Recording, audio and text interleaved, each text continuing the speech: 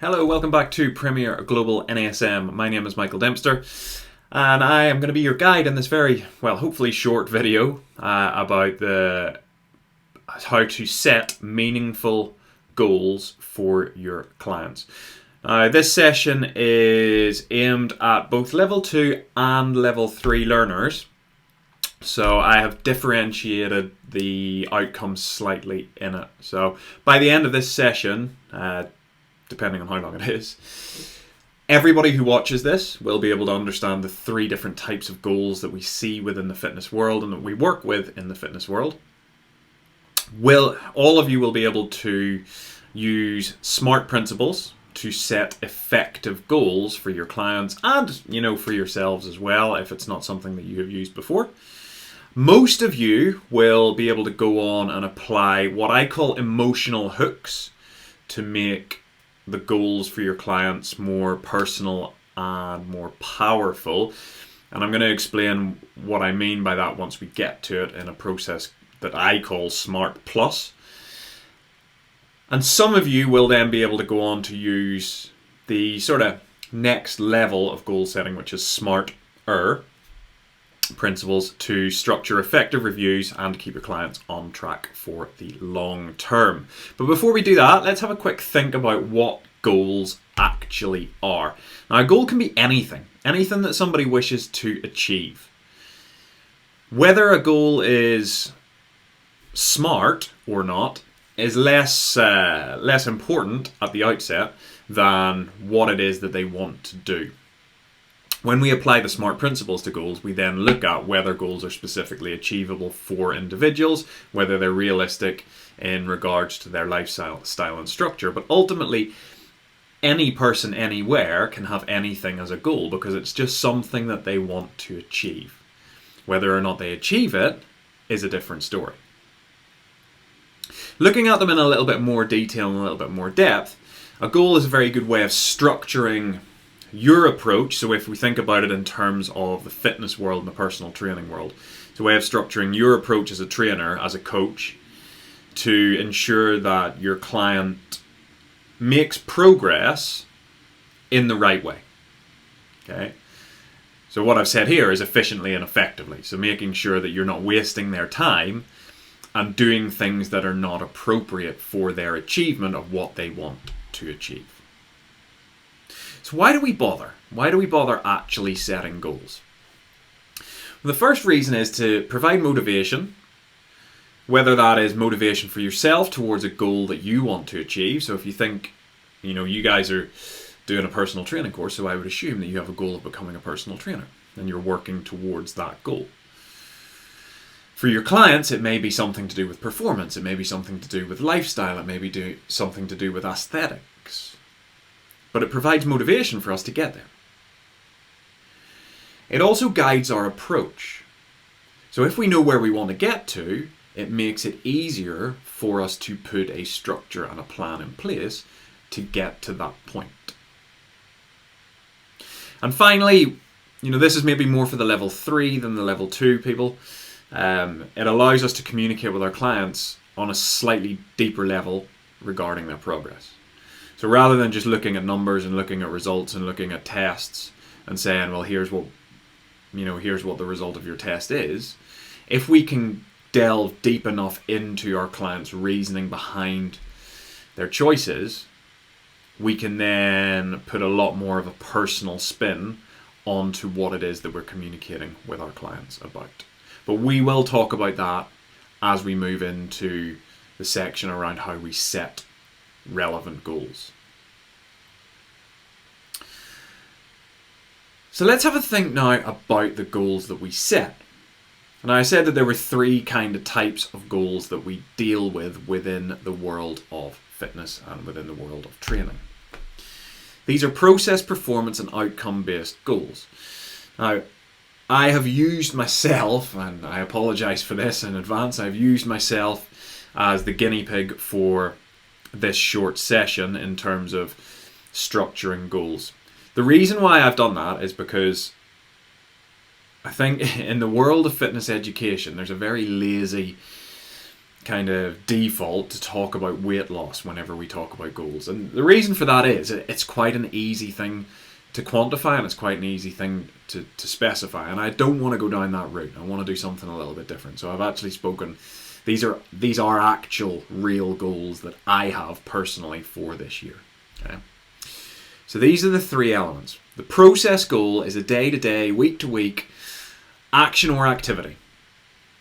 And it's what forms the underpinning work that we do to achieve success. Okay. Now, a process goal is a great thing to have as a short-term goal because it tells you what you need to do. They're very specific and very guiding. So the example that we've got here for a process goal that I'm currently working towards is to complete every training session for the next 4 weeks. Okay. Now, whether or not that is something that will happen or is achievable, it is a goal that is there. And we're going to talk about reviewing goals and what happens when we don't achieve goals later on in this session. But that is a process-driven goal. It tells you what you need to do. There's nothing fluffy about it. It's very direct and very straightforward. Next up, we have performance goals. So a performance goal is slightly different to a process goal, and a performance goal is a result of the work that we do. Okay? Performance goals are excellent for what we would call medium-term goals. So they're not specific in that they do not direct you to do things. Okay? They are a result of the process goals. So by completing every training session for the next 4 weeks, I will be working towards increasing my cycling power to 350 watts at lactate threshold by May the 1st. Okay. Now we'll talk about why these goals are written and how they're written, and specifically the wording around them in the next few slides. Okay? But that would be a performance goal. It is tied to a specific performance. That performance being 350 watts at lactate threshold. Okay? And if you don't understand what lactate threshold is and you don't understand what watts are at the moment, don't worry about it. You don't really need to. Okay? Finally, we have an outcome goal. So outcome goals generally will be your kind of overarching end result sort of goal. Okay? There is a lot of talk in and around the world of performance and the world of sports psychology that a performance goal and an outcome goal are two different things, and a performance goal is generally better than an outcome goal. I think that sometimes it's worth just taking a step back from that and looking at what they actually are. So the argument around performance and outcome goals comes down to competition quite a lot. So if you have a look at my outcome goal is finish top 3 in my age group at Ironman Lanzarote, which is on the 20th of May or somewhere around there. Okay. Now, here's the problem with an outcome goal. I could hit all of my performance goals along the way, and I could have a performance goal, and I do have a performance goal in mind for Ironman Lanzarote, and I could still not achieve my outcome goal. Okay, so I could do absolutely everything perfectly. I could achieve all of my process goals, I could achieve all of my performance goals, but all it would take would be 3 individuals who were better prepared than me on the day to show up to the race and finish ahead of me, and my outcome goal would not have been achieved. And that would be through no fault of my own. That is just because of the factors at play on the day. But that's not to say that an outcome goal is not useful and not something that we should be looking at with our clients. And this doesn't just relate to whether your client is involved in something competitive. It could be something that is intrinsic to them. An outcome goal for them could be, and if we relate this back to, I'm going to go back into the sort of world of weight loss, one of the outcome goals that could come around, and you may see this, is that somebody wants to drop a specific amount of dress sizes or belt sizes or lose a certain amount of weight. But the outcome goal for that could be the reasoning behind it. The reasoning behind it may be, and I'm just pulling some ideas out of thin air here, that it's their a family member's wedding, and they want to look their best in the wedding photos or something like that. Okay? That would be an outcome goal for somebody who has something that's not necessarily competitive. Yeah. And then the process and performance goals that relate to that would be slightly different moving along. So those are our 3 different types of goals, and that's how we differentiate them. So process, very direct, tell you exactly what to do on a day-to-day, week-to-week, month-to-month basis. Performance goals are the result of the process ones. So the performance goals track us and allow us to see that we're making progress in the right way. The outcome goal is why we are doing what we're doing. It's the end result. Okay. So now that we know that there are different types of goals, we know why we're setting goals, and we kind of know what a goal is, let's have a look at how we set meaningful, specific, relevant goals for our clients. And there's 3 different ways of doing this. So if you are watching this video as somebody who is currently going through their level 2 program, what I would suggest is that you watch the first method, which is SMART goal setting, and you go away and practice SMART goal setting. After we look at SMART goal setting, we're going to move on to SMART Plus, which I'm going to kind of say that I half invented myself, but I'll talk about that in a while, and I'll have to explain why. And then we've got SMART-er goals. So at level 2, for your course, for what you're going to have to do for your assessments and what you're going to be doing with your clients, SMART goal setting is all we ask you to do. And remember that this is a skill. It's something that takes practice. It's something that takes time. It's something that you will get better at with repetition of it.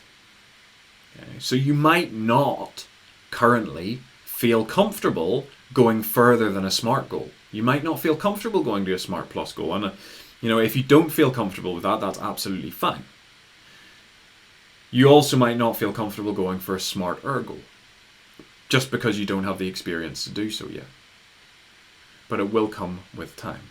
So first up, let's have a look at SMART goals. Now we talk about SMART goals within your webinars quite a bit. We touch on them, but we don't really go into huge amounts of detail on them, and that's kind of why this little video exists. So SMART stands for specific, measurable, achievable, realistic, and time-bound. Now the reason why SMART goal setting exists is because it is motivational for our clients, and it gives us direction on how we approach our achievement. This isn't to say that you can't achieve stuff without having SMART goals. Obviously, if you have something in the back of your mind that you really want to achieve, having a SMART goal will help you, but it doesn't mean that you're not going to achieve it if you don't. So it's worth just bearing that in mind. However, it has been proven that having a SMART goal in place does make achievement of that goal a lot more likely. So the goal that's down there, which is I want to lose 10 kgs in 5 months, that's actually part of my goal setting for Ironman Lanzarote. So I know it's a weight loss goal, but it's still mine. The reason for that is to balance power to weight ratio, but we're going to talk about that in a second. Now, when you are working on SMART goals with your clients, there are a few things that you really want to think about. The first thing is you want to make sure that they kind of come up with the goal themselves. Okay, the reason for that is to give them buy-in, but we're going to talk about that a little bit later on. But the second thing is you want to have a checklist that allows you to see that a SMART goal has been put in place and is there. So that's what the checklist on the right-hand side of the screen is. So if we look at that goal, I want to lose 10 kilograms in 5 months. In order for it to be specific, there needs to be a number involved, so that it's not just a loose kind of idea. That's the difference between saying, I would like to lose weight, okay, or I want to lose 10 kilograms. That then tracks into being measurable. Okay, so if it's specific and there's a number involved, then we need to be able to see that that number can be tracked. So if we relate it back to this, I want to lose 10 kilograms, well, it's specific. Yeah, I want to lose 10 kilos. It can be tracked. Yeah, it can be tracked. So I can get on a scale every now and again, and I can see how much weight I've lost, and that will allow me to track it. So next up is the A. Is it achievable? So there's a couple of ways to check off the achievable bit. All right? Is this aim possible? So has it been done before? You know, has somebody lost 10 kilos before? Yeah, they have. I think with this sort of weight loss goal, it's worth remembering and looking into the background a little bit more. And the way that I've done that to make sure that it is possible for me is that I've related it to BMI. And I know that there's a lot of people that don't like BMI and say that, you know, it's not relevant for fitness people and whatever, and I'm actually one of those. But let's get past that. If I lose 10 kilos from where I'm at now in relation to my height in terms of BMI, I am still well within the healthy range. Okay, so I can do it. It is possible. I've checked it off. I've made sure that it's a possible thing to do. I'm not setting myself up for failure by trying to achieve something that is unachievable. Now, the next point is realistic.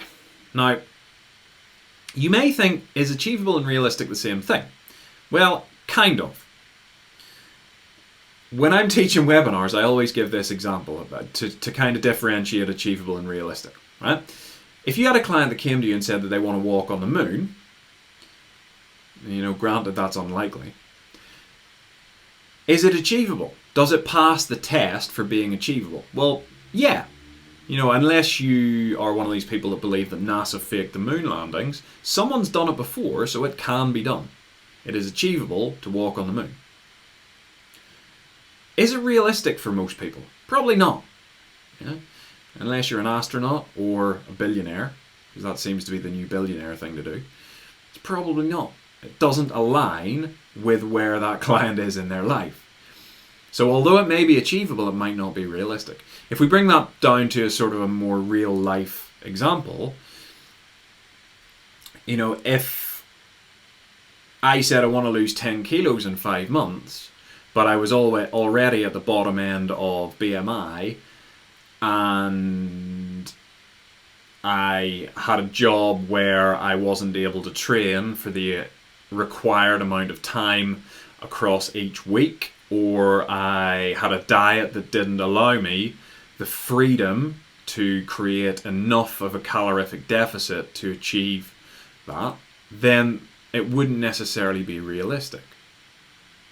Okay. But the other thing that may impact the realisticness, which I think is a word, is the time. And that's why being time bound is very important.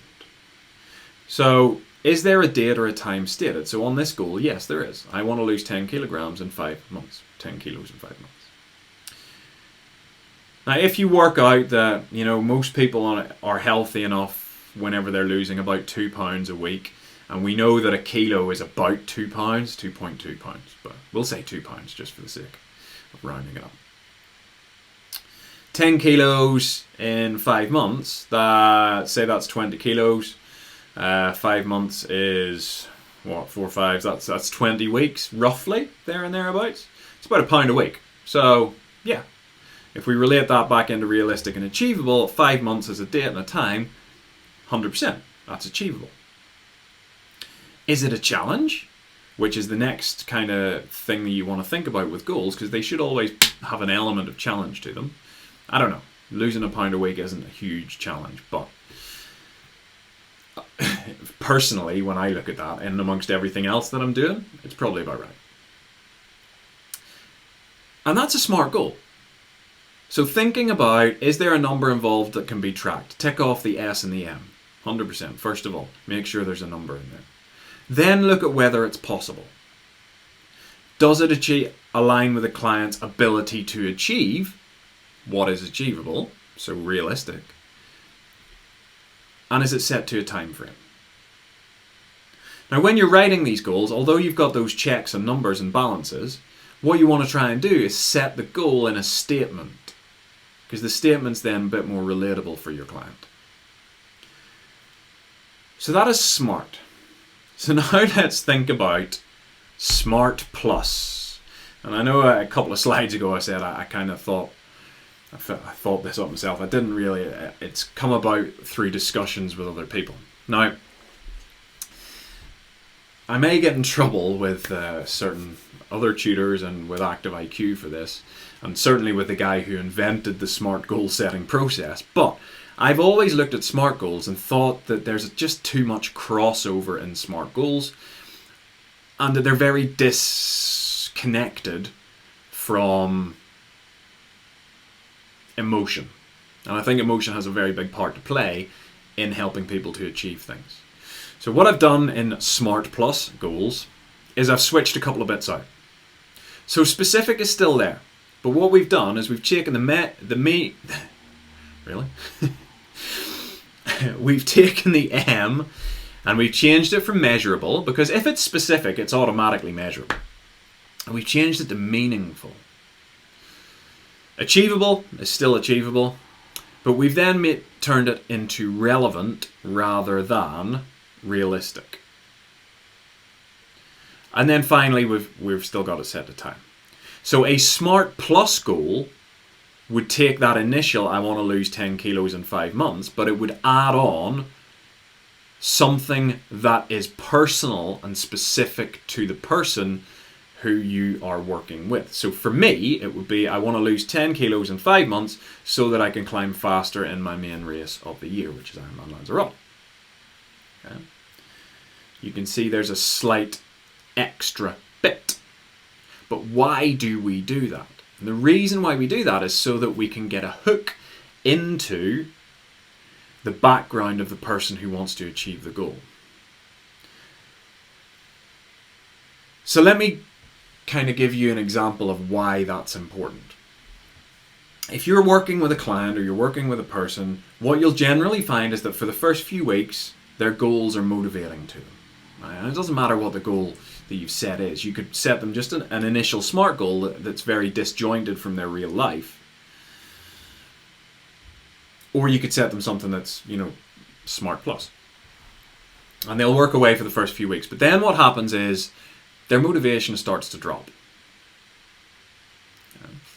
And they might miss a session, or they might not upload all of their meal plan to MyFitnessPal, or they might start going out for a beer on a Friday night again, or whatever it is. Something might start to creep back in. A bad habit, or a good habit that they've set might start to disappear. Now, as the trainer or as the coach, if you go to that person, you say to them, you missed 2 sessions last week, it's going to be hard for you to achieve the goal of losing 10 kilos in 5 months if you keep missing sessions like that. And that might be enough to get them back on track, but it's likely that it probably isn't, because they haven't really bought into that as much. Okay? But if you as the trainer can then go to that person and say, look, you missed a couple of sessions last week. You said to me that your goal was to climb faster in your main race of the year so that you can have a chance of winning your age group or finishing top 3 in your age group. If you keep missing sessions, that 10 kilo goal that you set for yourself, in order to do that, is going to be very hard to achieve. That's the emotional hook. And that's where you really get people to stay on track, because they've bought into it in a deeper way. It's meaningful to them. Okay? And this applies across the board. I've worked with clients who have wanted to improve their rugby so that they can get into the next team. They're playing for the 3rd team, they want to get into the 2nd team, and they need to improve their driving strength. So they've got to do a lot of focus on leg work and leg weights. And when they've started missing sessions, I've not gone to them and said, look, you're not going to be able to leg press 100 kilos for 10 reps if you keep missing sessions, because that doesn't mean that much. What I've gone to them and said is, look, you came to me and said that you want to get onto this next team. You're not going to do that unless you put the effort in now. That's where the difference comes. However, and this is the however, it's very difficult to get a client to buy into that. Clients like to hide their real goals. So it's quite easy to set a SMART goal, because a SMART goal, lose 10 kilos in 5 months. All right, cool, yeah, it's smart. But they don't have an emotional attachment to that. Getting a client to actually tell you what their emotional attachment to their goal is something that you need to build up skillfully.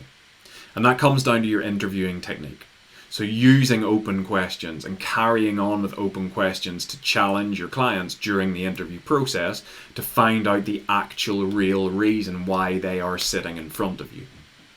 Because they will try and shield it from you.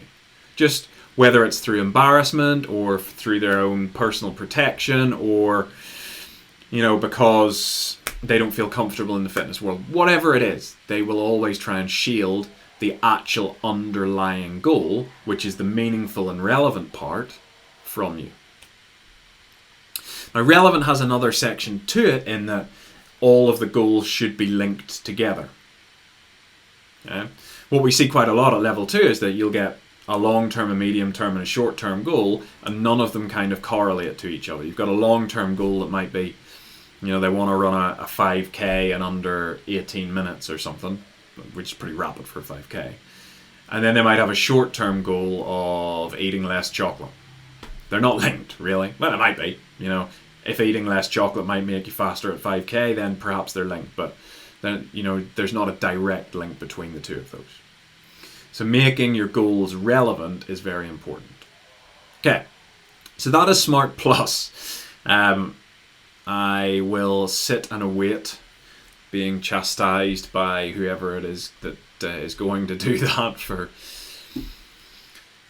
tinkering with SMART goals. We'll see what happens.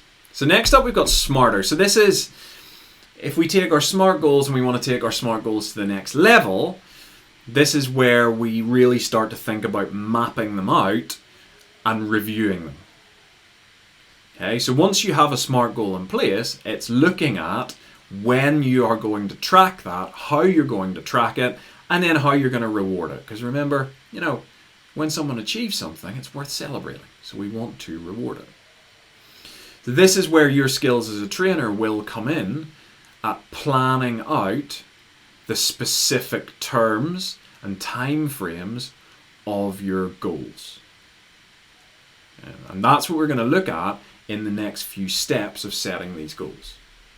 So that goal might look the same. A SMARTer goal may look quite similar to a SMART goal, but it's what goes on in the background of smarter goal setting that makes it slightly different. And we're going to talk about that over the next couple of slides. So that's step one. Step one of setting goals, choose which method you're going to use. Are you going to use SMART because you're just getting started and you need to get the practice in of actually getting into the detail of what makes a SMART goal up? Are you going to use SMART Plus because you're a little bit more advanced and you feel confident in challenging your clients to understand the underlying values which are driving them or that are driving them towards these goals? Or are you going to go above SMART Plus and go to SMARTer and really put the effort in the background into mapping out your clients' achievements during the time that they are working towards their goals? Step 2. Let's set some goals. First thing, always set your long-term goal first. Absolutely vital. It's a little bit like, starting a journey without knowing where you want to get to. Imagine that imagine that you wake up in the morning and you walk out the door.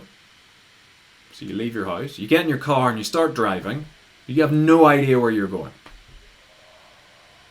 Yeah? Are you going to end up where you want to be? It's probably unlikely. If you don't know where you're going, you probably will end up where you want to be, actually, because you don't know where that is. So wherever you stop, you're going to have achieved getting somewhere. Okay? But unless you really know what it is that you want to achieve and where you need to get to, it's very difficult to put a journey into place. If I could speak, it'd be good. For example, in 2 weeks' time, I have to drive to Birmingham. I know I have to get to Birmingham, so I will plan my route based around the end point being Birmingham. If I didn't know that I had to get to Birmingham, say I was just going to meet a friend and they were like, yeah, just meet me. I didn't know where it is. They might be in Birmingham, I might end up in Edinburgh. So that endpoint can look different for different people. If you're working with Olympic athletes, their endpoint's going to be a 4-year cycle. It's well known that Olympic athletes work on a 4-year cycle. The reason for that being the Olympics come around every 4 years.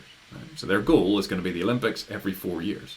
So everything else is focused around that 4-year achievement. For your average personal training client or fitness gym goer, anywhere between 12 weeks and 12 months is normally what you would see for achievement of a goal. There's been a few studies done that have shown that actually sort of 12 to 14 weeks is the optimal time for people with fitness goals. But we'll talk about how you can make that work to your advantage in a little while.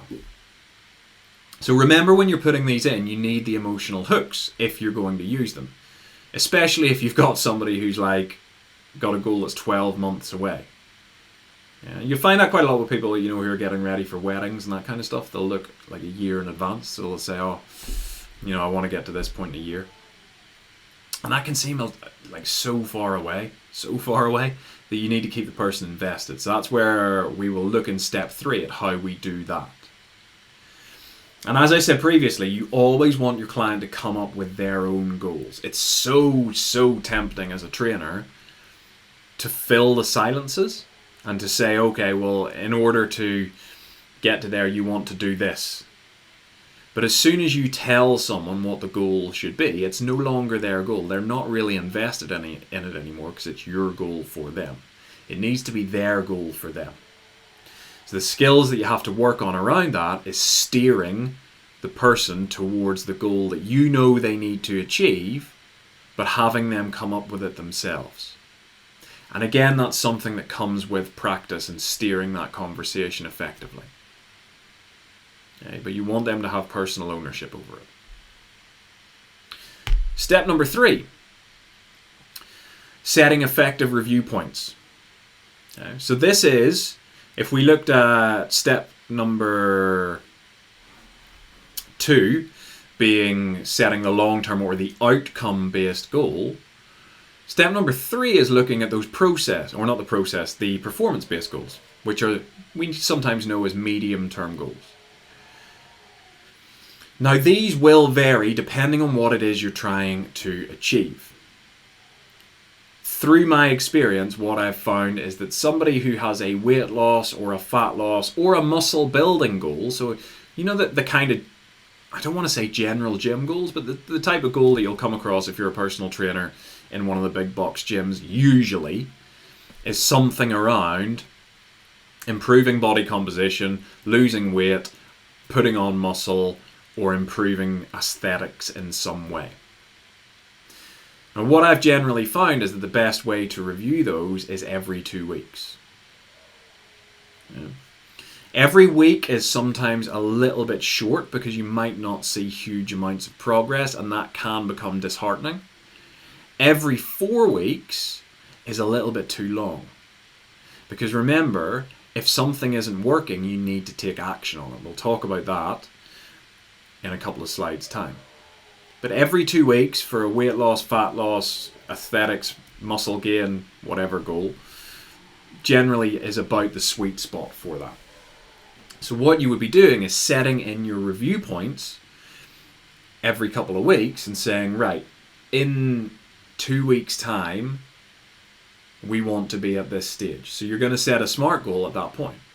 Now, the SMART goals that you set for your medium-term goals might not use SMART Plus. They might not have that emotional hook. That's more for the long-term goal. The medium-term goal can be a sort of normal SMART goal. Yeah, so you might say, okay, your long-term goal is that on the 1st of May you want to have lost 10 kilos so that you can climb faster in your main race. Perfect. Let's break that down so that we can track that. So I'm not going to do the maths on this. I probably should have done before we did this. But if we looked at that and we said that it was about £1 a week, roughly, what we would say is that, okay, so in 2 weeks' time, we want to review this. So in 2 weeks' time, you want to have lost £2 or 1 kilo. Yeah. So your medium-term goal, 2 weeks' time, lost 2 kilos. 4 weeks' time, lost 4 kilos. 8 weeks' time, lost 8 kilos, etc., etc., etc. If that makes sense. Yeah. So those are your review points. Now, I said here reward points as well. Now, if you're reviewing something every couple of weeks, you might not put a reward in place for every time that you do it. So you might say that we're going to review it every fortnight, but then every month, so every 4 weeks, if you've achieved the goal, we'll give you something. Right? So it might be that, you get to have a couple of beers, or, you get to have a cheat meal or something, but you can figure that out with your client. It's important that you do that in conjunction with the client so that they come up with something that is meaningful to them, but also doesn't really steer them too far off track towards the goal. If you're looking at sports performance goals, that's going to be slightly different. So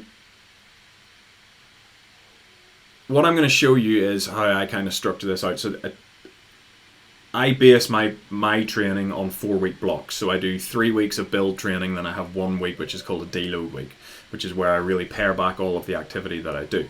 So in that deload week, I will usually test or track goals. Okay, so let me just change the screen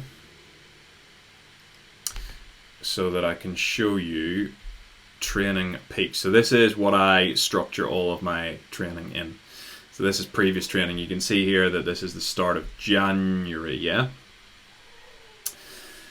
So I've mapped out everything in here. So this is what my strength training is. As you can see, using the OPT model, Strength Endurance Week 3. 20 weeks until race time. And then I've noted in here that it's a race, rest, or test week. So I know then that at the end of this week, or at some point in this week, I will be testing something.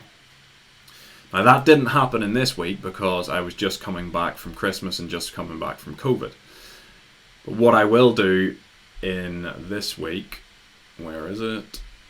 Down here, is I've put a swim time trial. So I'm going to be testing my swim speed to see if that has improved. I'm going to watch my friend wrestling, which is why I'm going to Birmingham. So each of those would be a goal assessment section. I can have a look and see if I am on track to achieve what I want to achieve. And this is something that you would use your skills as a trainer, but also sit down and talk about with your client. So that would be your medium-term goals. Next up, we've got step number 4, which is looking at the ongoing actions that we do. So these are the short-term goals. So these can be your process-driven goals. Okay. And that might be attending every session, or attending reducing the amount of takeaways that you eat. It might be looking at getting external assistance. So, if somebody has come to you with a goal of improving their mental health, you may have referred them to another professional who can help them with that. So there could be a process-driven goal that, if you've referred them to a counselor or a life coach or somebody who is going to help them somebody who is going to help them with the mental health side of things, it may be that there is a short-term goal of attending their sessions once a week or once a fortnight or whatever. Yeah. And again, all of this stuff should be noted down in a calendar or on their training program. So something like Training Peaks, which we just looked at, is a great way of working with clients, and you can just structure everything in. That way, you know what's happening and your client knows what's happening. There's nothing more motivating for a client than knowing that in 4 days' time, they've got a weigh-in and they really need to behave themselves whenever it comes to eating and drinking. Yeah. It keeps them on track when they know that there is an assessment coming up. In the same way as if you know that you've got an exam coming up, you're likely to study a bit more. Possibly. Yeah? But it also keeps you on track as a trainer, because then you know what you should be doing and when. You can just look at the calendar and you can go, okay, cool. So, Anne has a 3-kilometer run test on Thursday. Cool. So I need to be prepared for that test. Because when you've got 10, 15, 20 clients, all with different goals and different things going on, it can become a struggle to keep on top of everything. All right, so note everything down. That is our short-term goals. So once we've set our short-term goals, we're then in the final step, which is step number 5, which I have skipped straight past. Amazing.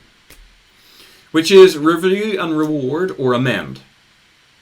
Now, we've kind of already spoken about what you could have as rewards, but just make sure that whenever you do assess your client, if they are making progress, you celebrate that progress. If your client is a client that has a goal that is a year away, they need to have the stepping stones in place. And remember that, nice deep sentence here, the journey to achievement is not a linear one. What that means is that there are going to be times when your client's motivation drops off. There are going to be times when your client thinks or has a crisis of confidence and thinks that they're not going to be able to achieve them. But the better that you are at setting these goals and getting the emotional buy-in and getting the mental buy-in and providing the support in the background, the more likely the client is to progress towards achieving these goals in the appropriate time. Okay? And this needs to be a journey that both of you are bought into. A lot of trainers kind of miss the point of they are half the journey to the client, for the client.